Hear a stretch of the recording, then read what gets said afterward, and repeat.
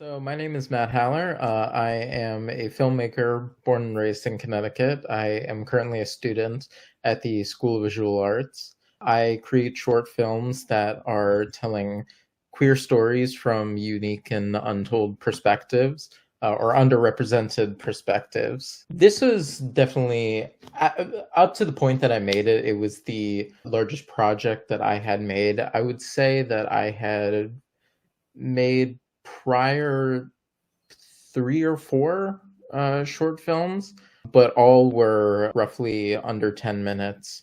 And so this was like stepping into a new territory for myself. And is this the first time you've submitted to a film festival? Yes, yeah, this was the first time I submitted. Outfilm was one of the first that I submitted to once the submissions opened up. Going through the whole film festival process was very much a learning experience, but I've had so many incredible experiences with the film festivals that I've been able to take part in. Your short, it seems to me, is all about pace. The dialogue is very measured, very thoughtful. That's a deliberate decision. So I was hoping you could talk a little bit about that.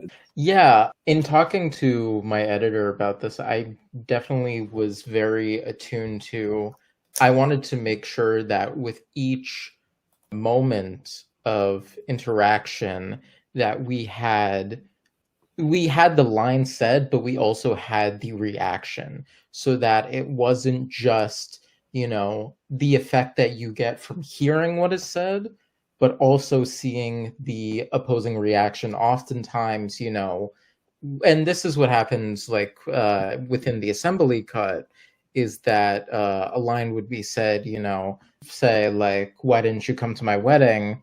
And then it would be an L cut where you would hear the line of Simon start to be said, but you weren't focusing on him. And I wanted to make sure that we had those reactions. So it was a double impact of the line being said and the reaction from the opposing character, where it's this push and pull during these, this dialogue of unveiling hidden truths and feelings that have been buried for so long.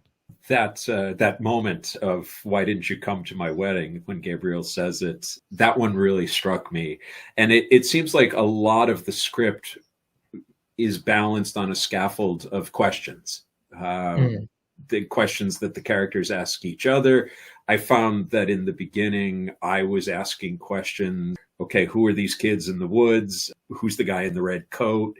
And it's all revealed as it goes along. But I saw sort of a twofold level of questioning. Yeah, for me, this film is about, reveals, and I definitely like took, it might not be from an outsider like looking in as obvious, but I took a lot of inspiration from like Alfred Hitchcock in the way that like he builds suspense and really letting those like moments of tension in using it in a unique way.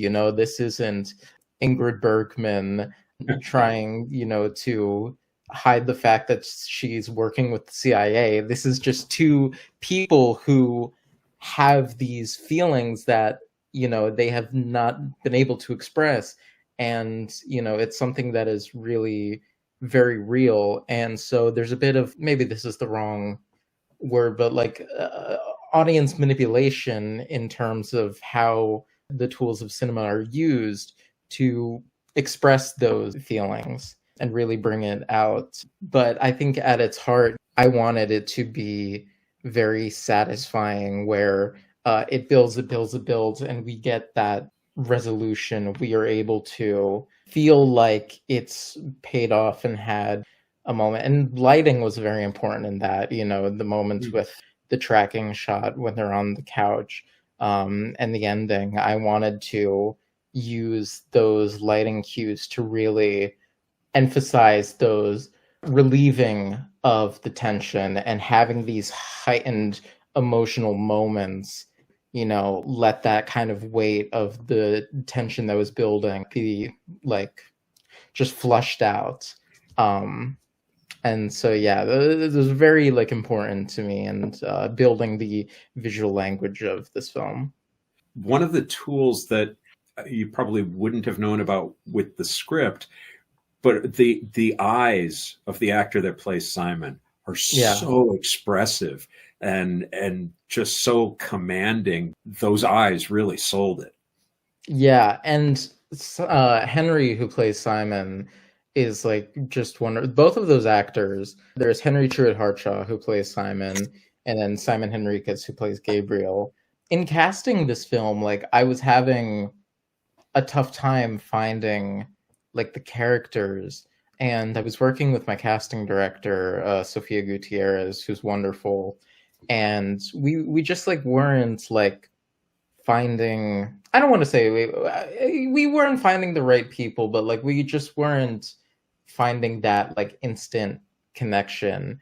And so there was a class assignment that we were doing, like directing actors in class, and I went in backstage. I was like, okay, let me just bring in two actors. I found two actors who I liked, they're real. I thought, they might be good just to like do this little exercise.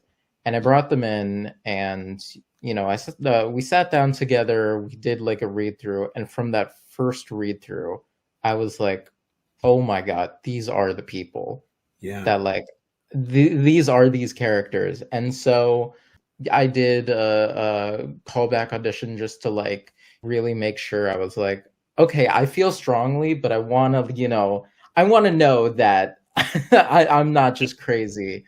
Especially like Henry, when we brought him back in, I think like right after he left, I called him and I was just like, I know this is maybe not how these things are supposed to go. Like, yeah, you don't hear for like a week or whatever, but like, I just want to know, like, you have the part.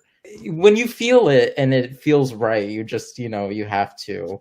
And I think that was most important in making this film, is just intuition and Mm. trusting in yourself, and that you know what's right for the film. Especially like the collaborators that I worked with, Isabella Milan, who is my director of photography, Taylor Turgeon, my editor, everybody who worked on the film. I was just like, these are the right people. I think they were the right people. I want to say this in a way that is complimentary to your actors, but neither of them struck me as being Hollywood pretty. They're Mm. both very good looking young men, but I don't know that the intimacy of this story would work as well with sort of conventional leading men. I mean, that's what like going back to what you said earlier, like Henry's eyes say so much. And I'm very much am with you on that. And again, like I think both of them are beautiful.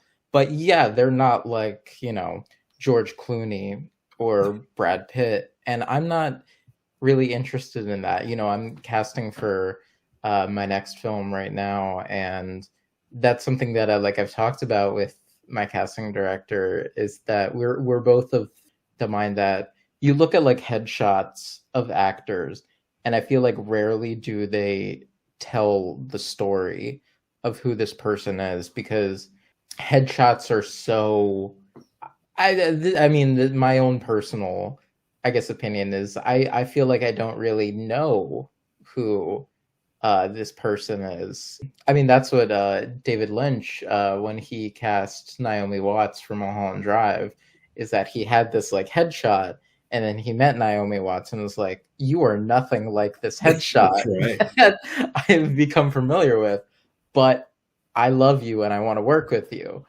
And so I think like what really matters is the person, and that's who brings the character to life. And I feel often like people my age, when they're making films, will try to find that Hollywood type of Right. person, because they think like visually that is what is going to be best. But I think rarely do they think character wise and thematically. And once that is correct, then cinematically it is going to just make it so much better. Yeah, and well done on that count. This film works really Thank well you. that way.